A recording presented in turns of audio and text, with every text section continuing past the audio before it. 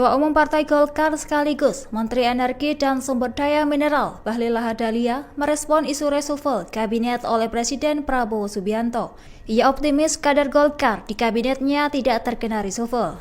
Hal itu disampaikan Bahlil saat sambutan dalam Rakernas Golkar di kantor DPP Golkar Jakarta pada Sabtu 8 Februari 2025.